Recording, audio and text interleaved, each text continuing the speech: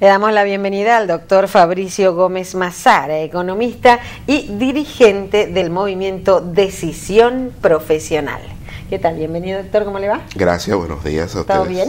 Todo bien, gracias a Dios. Doctor, usted tiene un doctorado en economía, entonces.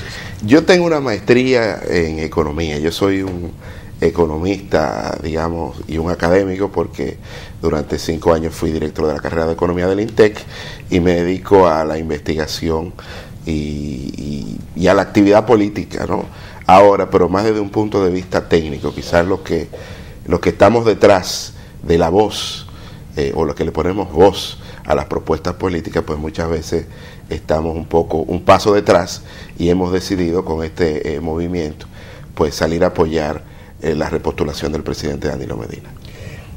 ¿Cómo se hace esa transición de ser seguidor de un pensamiento político, un lineamiento político, ser seguidor, ser opositor al PLD y en este momento pasar a apoyar las aspiraciones del presidente Medina?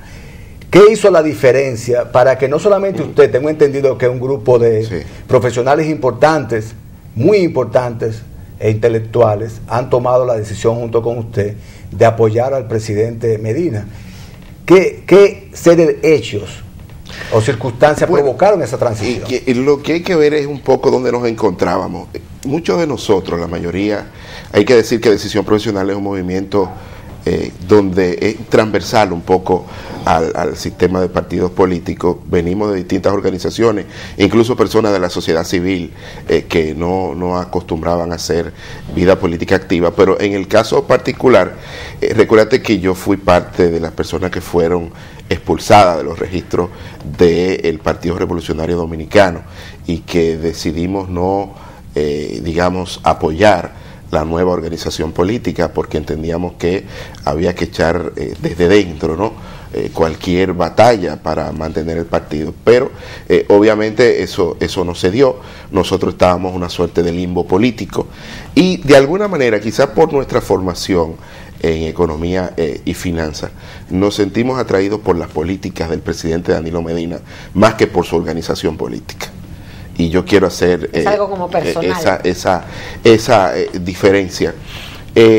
Uno durante mucho tiempo, yo me considero un economista del desarrollo, estuvo desde la academia y desde digamos el espacio público promoviendo una serie de políticas que uno entendía que iban a mejorar el bienestar de la sociedad. Entre ellas todos marchamos con nuestros hijos y las camisetas amarillas por el 4%, y durante mucho tiempo dijimos que el tema de la inversión en educación no era un tema presupuestario sino de voluntad política. Y el presidente Danilo Medina tuvo la voluntad política para tomar esa decisión y proteger y asegurar esos recursos al sistema educativo. Eso es tan importante que, a propósito del tema, algunos amigos me endilgaban en una discusión que teníamos hace unos días. Si es sí, ahora se invierte, pero ¿qué pasa con la calidad de la educación? Y yo quería hacer compartir esa experiencia con ustedes, porque fíjense qué importante. Como el desarrollo es un blanco móvil, las discusiones también cambian. Sí. Hace 4 o 5 años lo que veíamos en la prensa eran niños que iban con un bloque de cemento como pupitre o con infraestructura que atentaban contra la integridad física de los niños. Pero mira hoy la discusión es ¿y qué vamos a hacer con el maestro? ¿Qué vamos a hacer con la calidad de la educación? Solo el cambio de la discusión implica que hay una política pública efectiva en materia de la primera parte de la deuda social del sistema educativo, que era el tema de la infraestructura. Indiscutiblemente que han habido avances y de esos puntos que usted refiere, que usted se ha identificado, también son importantes. Ahora bien, el movimiento que usted hace alusión que participa, ¿se identifica en el plano político con esos logros que hemos tenido? ¿Y cuáles han sido los aportes de este movimiento para la consolidación de el desarrollo y alcance de estas metas que, como bien usted señala, hemos alcanzado en materia de educación? ¿Y cuáles serán las posibles que se puedan alcanzar? Mira, nosotros en principio el apoyo, hay que decir que nosotros somos un movimiento político que está compuesto por profesionales, emprendedores y por técnicos. Nosotros hemos identificado 4 ejes fundamentales en los que entendemos que el próximo gobierno debe de consolidar y mejorar. El primero de ellos es la universalización de la educación inicial y la protección a la infancia. Se ha estado trabajando en todo el tema de las aldeas infantiles o las estancias infantiles, como le decimos en el país, vinculando la educación inicial con la protección de los niños, sobre todo en un país donde la mayoría de hogares está dirigido por mujeres que tienen ese doble rol, que tienen que ir a trabajar y dejar a sus niños en esas estancias infantiles. Pues obviamente ahí es donde comienza la desigualdad. La desigualdad comienza a expresarse en el sistema educativo cuando hay familias que tienen la capacidad de enviar a sus hijos a la educación inicial y aprovechar todo este esquema de, digamos, de inicialmente, valga la redundancia, comenzar a estimular el conocimiento en los niños. Tenemos 2 pilares ahí. Y obviamente ese es un primer pilar. El segundo es el tema de la consolidación de los servicios públicos, fundamentalmente el tema de acceso a agua potable y un tema que nosotros vamos a trabajar porque tenemos especialistas en la materia, que es el tema del transporte. Y a propósito del tema, en febrero, mediados o finales de febrero, vamos a tener un gran encuentro con los medios de comunicación, donde vamos a decir, junto con especialistas en la materia que integran el grupo, cuáles son las soluciones al problema del transporte en el Gran Santo Domingo y en Santiago. Un tercer eje tiene que ver con el fortalecimiento de la protección social. Si bien es cierto que hasta ahora se ha mejorado con el papel del SENASA en el aumento de la cobertura, en el aseguramiento, entendemos que el sistema de protección social debe fortalecerse para que acompañe a los individuos durante todo el ciclo de vida. Es decir, así como hay estancias infantiles para los niños, también tiene que haber un sistema que acompañe hasta el final de la vida y que garantice al menos una pensión al final de la vida activa o una pensión solidaria a personas que no han podido participar y acumular en el mercado laboral derechos que puedan tener al final de sus días por lo menos un ingreso básico mínimo que le garantice un nivel de vida propio digno y aceptable, digno es la palabra. Nos falta uno. Sí, hay un eje que tiene que ver con el eje fundamental que tiene que ver con la transparencia y con la consolidación del sistema de compras y contrataciones, que hasta ahora digamos que se ha mejorado, pero creo que hay todavía un camino importante por recorrer. Un tema que no se trata la gran conquista o el gran paso de la cuenta única del Tesoro. Quizás en esta administración no le ha dado la justa dimensión a lo que significa eso. El hecho de que a un ministro o a un director general se le quite la discrecionalidad de manejar recursos a través de cuentas que manejaban esas instituciones, pues obviamente que mejora o aumenta la barrera para que, digamos, estos funcionarios, pues producto de la discrecionalidad, no se vean tentados a cometer actos reñidos con la ley.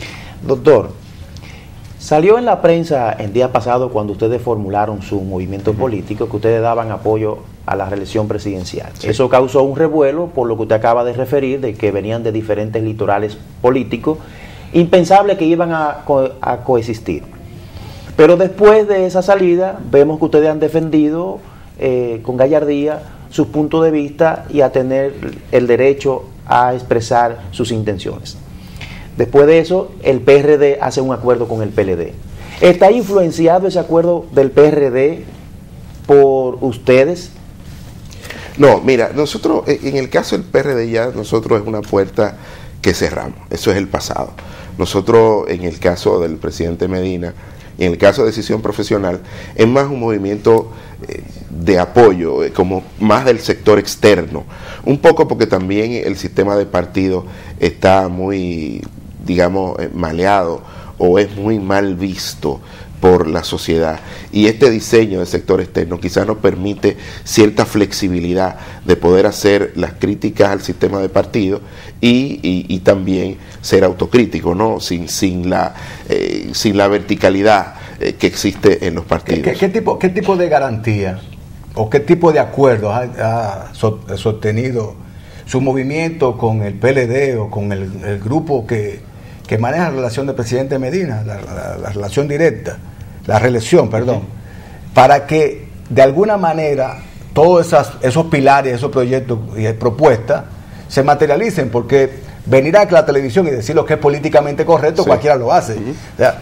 pero ¿se le garantizó de alguna manera que las ideas que ustedes proponen se van a llevar a cabo? Sí, mira, nosotros ¿O a ustedes se les prometió algún tipo de posición que permita que desde la misma se lleven a cabo esas ideas? Nosotros, tú sabes que aquí hay un serio problema, y es que la gente usualmente le gusta hacer política por el tema transaccional.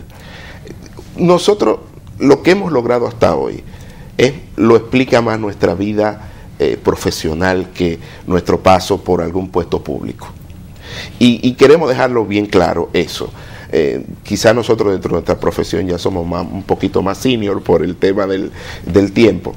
Y sí estamos invitados y estamos trabajando con los técnicos del gobierno que están haciendo el nuevo programa de gobierno. La decisión de si participamos o no es algo bastante particular, no solo del presidente de la República, sino de nosotros si queremos apoyar o no. Ahora, el compromiso, independientemente de si el presidente nos distingue o no con una posición, está asumido, porque tú puedes participar en un gobierno también apoyando a quien está haciendo la gestión. Dos temas.